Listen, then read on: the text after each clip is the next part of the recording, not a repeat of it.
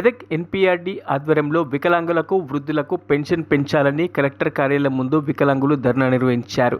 ఈ కార్యక్రమంలో ఎన్పీఆర్డీ జిల్లా అధ్యక్షురాలు యశోద హాజరై మాట్లాడుతూ కాంగ్రెస్ ప్రభుత్వం తమ మేనిఫెస్టోలో చెప్పినటువంటి 6,000 రూపాయల పెన్షన్ను త్వరలోనే వికలాంగులకు పెంచాలని, ప్రస్తుతం వస్తున్నటువంటి 4,000 రూపాయలు వృద్ధులకు కానీ వికలాంగులకు కానీ ఎక్కడ కూడా సరిపోవట్లేదని తాము రాష్ట్ర వ్యాప్తంగా ధర్నాలు నిర్వహిస్తామని అదనపు కలెక్టర్ నగేష్ గారికి వినతి పత్రం ఇవ్వడం జరిగింది. ఈ కార్యక్రమంలో సిఐటియు మల్లేశం కూడా పాల్గొన్నారు. కాంగ్రెస్ తెలిపినట్లుగా వికలాంగులకు మరియు వృద్ధులకు 6,000 రూపాయల పెన్షన్ పెంచాలని డిమాండ్ చేస్తూ వివిధ జిల్లాల వికలాంగులు మరియు గ్రామాల నుంచి విచ్చేసిన వృద్ధులు ఈ ధర్నాలో పాల్గొన్నారు.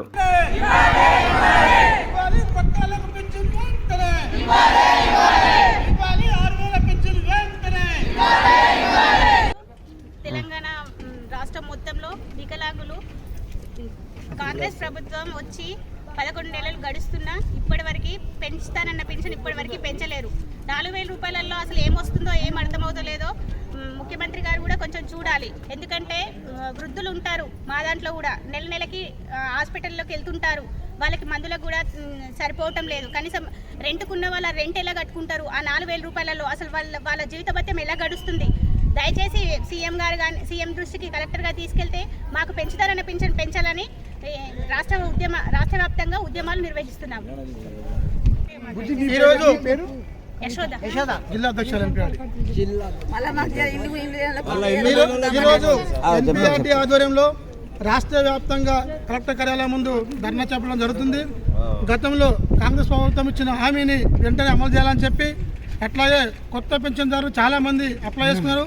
వాళ్ళకు కూడా గత 4 సంవత్సరాల నుంచి పెన్షన్ రావలేదు. వాళ్ళందరికీ కూడా పెన్షన్ ఇవ్వాలని చెప్పి డిమాండ్తో ఈరోజు వికలాంగులకు వచ్చేటువంటి సంక్షేమ పథకాలు అన్నింటినీ అమలు చేయాలని చెప్పి మేము డిమాండ్ చేస్తూ ఉన్నాము. అట్లాగే ప్రతి వికలాంగులకి షరతులు లేకుండా రుణాలు ఇవ్వాలి. ఉపాధి హామీ పథకంలో కూడా వాళ్ళకు గ్రూపుల ద్వారా ఉపాధి హామీ పథకాన్ని పెట్టాలి. చాలా గ్రామాల్లో మొత్తం రాష్ట్ర వ్యాప్తంగా వికలాంగులకు ఉపాధి హామీ పథకం పెట్టలేదు. అట్లనే జేఎల్జీ గ్రూపులు పెట్టాలి, హెచ్జిహెచ్ గ్రూపులు కూడా పెట్టాలి. వాళ్ళకు కూడా ఇట్లాంటి లోన్లు ఇస్తలేరు. ముఖ్యంగా వాళ్ళకు ఉద్యోగాలు ఇస్తారు, వాళ్ళను వివక్షకు గురి చేస్తున్నారు. కాబట్టి వీళ్ళందరికీ వాళ్ళ రిజర్వేషన్ ప్రకారం ఉద్యోగాలు ఇవ్వాలని చెప్పి డిమాండ్ చేస్తూ ఉన్నాము.